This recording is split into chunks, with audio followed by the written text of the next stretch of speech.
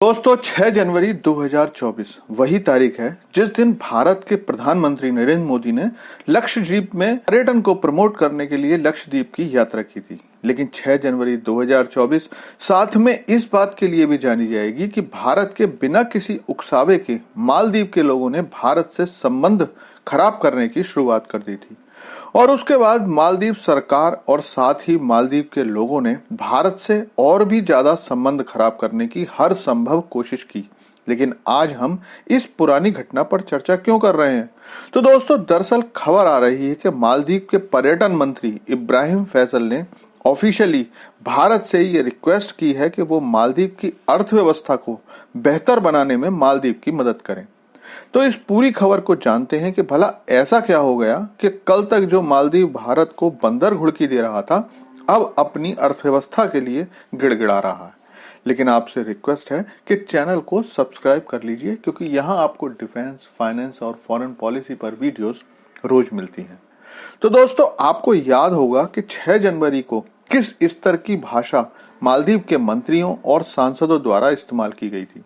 यहाँ तक कि सीधे तौर पर भारतीय प्रधानमंत्री और हिंदू धर्म पर भी आपत्तिजनक टिप्पणी की गई थी। लेकिन इकोनॉमी तो पैसे से ही चलती है और भारतीय पर्यटकों का मालदीव की अर्थव्यवस्था में एक बड़ा हिस्सा होता है। अब भले ही मालदीव के राष्ट्रपति अपने देश के पर्यटन के लिए चीन से या तुर्की से मदद मांगे, लेकिन इन दोनों देशों से भारतीय आने में जितना खर्चा होगा उतने में तो इन देशों के नागरिक रूस या यूरोप घूम सकते हैं। और वही हुआ। चीनी सरकार ने राष्ट्रपति मुइजू से उनके कहने पर हाँ तो कर दी, लेकिन फिलहाल चीन एक तो वैसे ही अपनी आर्थिक समस्याओं से जूझ रहा है और दूसरे सरकार अपने लोगों को राय तो दे सकती है लेकिन जोर जबरदस्ती नहीं कर सकती कि अगर घूमने जाना है तो मालदीव जाओ।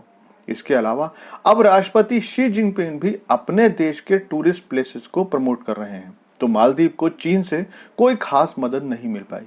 लेकिन चीन को अपने मित्र बनाने के चक्कर में मालदीव ने लगभग 42% भारतीय पर्यटक खो दिए और ये संख्या तब और भी बड़ी हो जाती है जबकि मालदीव की अर्थव्यवस्था पर्यटन आधारित अर्थव्यवस्था है और इन्हीं भारतीय पर्यटकों के मालदीव को छोड़ देने के बाद मालदीव अब लगभग घुटनों पर आकर भारतीय सरकार और भारतीयों से भीख मांग रहा है कि आइए और मालदीव के पर्यटन का हिस्सा बनिए, क्योंकि हमारी अर्थव्यवस्था पर्यटन पर आधारित है। हमारे लोग और सरकार मालदीव आने वाले भारतीयों का गर्मजोशी से स्वागत करेंगे।